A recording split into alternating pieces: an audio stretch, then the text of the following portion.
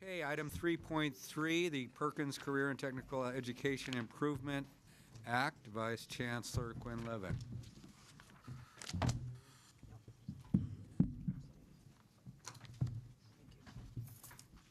Good morning. I'd like to introduce Deborah Jones. She's our Dean of Career Education Practices, new to the Chancellor's Office. So she'll be joining me in this presentation, or actually this request for your approval. As you are already aware, the Carl D. Perkins Act is focused on academic achievement in the career and technical education area, and it also works to strengthen secondary and post-secondary education connections and linkages. Ooh, sounds like the party's outside. Yeah. So what and we're Jerry, asking, could you, excuse me, Vice Chancellor.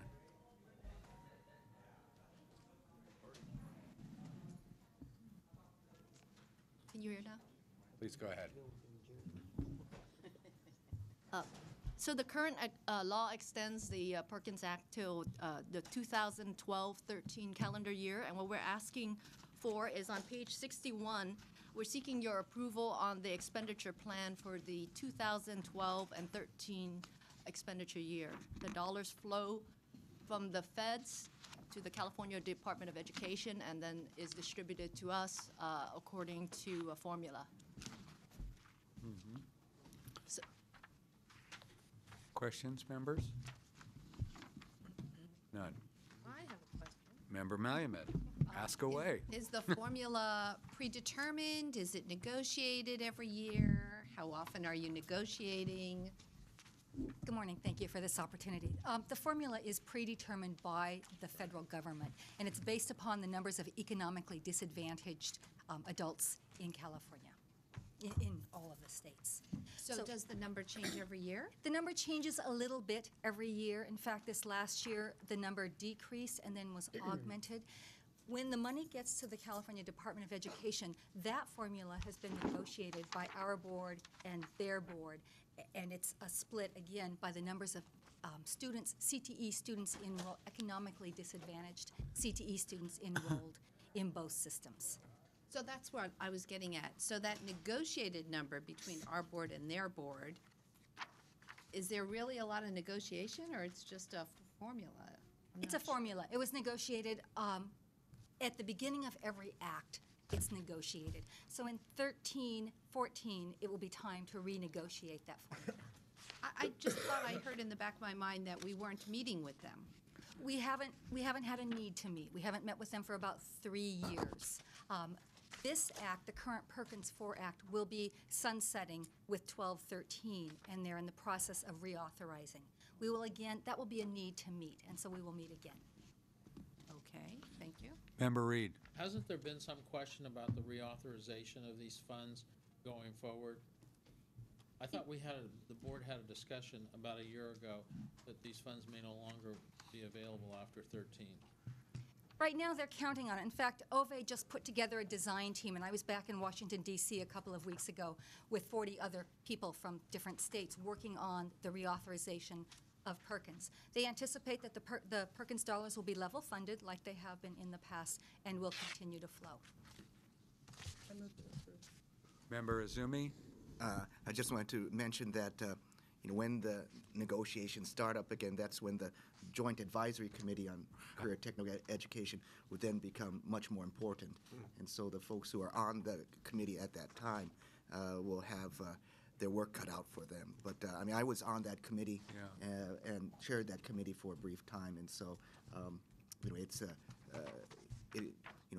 one can have a frank dialogue with our friends across. Yes. Member Perez. I move to approve. Second. Seconded by Member Hawkins. Member Ramos, did you have a comment? Yeah, just a point of clarification. Is there a correlation between the budget figures we see here on the cost centers and the item that we approved at the outset of our meeting, number 3 on technology research and information systems under the Perkins Act of 2006? There's a differential in the amounts, but I'm wondering, is there any overlap in these funds? There is overlap in the funds. The funds that you approved earlier were for the leadership section of the Perkins Act, and those go out to the field to provide leadership activities, professional development, technology. Okay. So are those funds embedded in these numbers somehow, or are they separate and apart but related? Those funds are embedded in these numbers in see. the leadership section. Okay, thank you for the clarification. Other comments? Motion on the floor by Vice President Perez, seconded by Member Hawkins. All in favor of approval? Aye. Opposed? Motion passed. Chancellor Scott. I just thought I'd mention to, and maybe Vice Chancellor Tone Quinlivan will wanna elaborate on it. We've received some accolades from the White House on our EWD-funded healthcare work, and there's a meeting down in Saddleback today connected with this. So do you want to make a comment on that? Yes, if you remember, at the last board meeting, we had some members from our Healthcare Workforce Initiative come and present to you. Right. Well, the White House Council on Jobs and Competitiveness just recognized that initiative as a national model for how states should respond to addressing the needs of employers, specifically in the healthcare area. And today they're having a big press event where members of the Jobs and Competitive Council are appearing there and are having a panel with our community college folks to share the model. So just wanted to share the good works. Thank you. Congratulations. Member McDougall.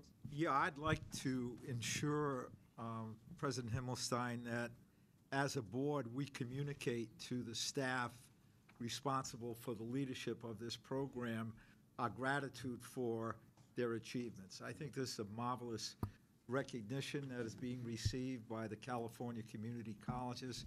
It's not something we should just take for granted. I think it's something we should be very pleased about and commend them for it. I wholeheartedly agree.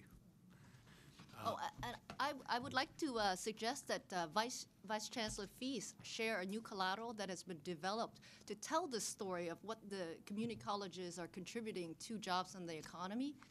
And the idea in his design is that we have all these tear sheets which can then tell different parts of the story depending on who you're meeting with. So hopefully the Vice Chancellor Feast will have a chance to share that later today.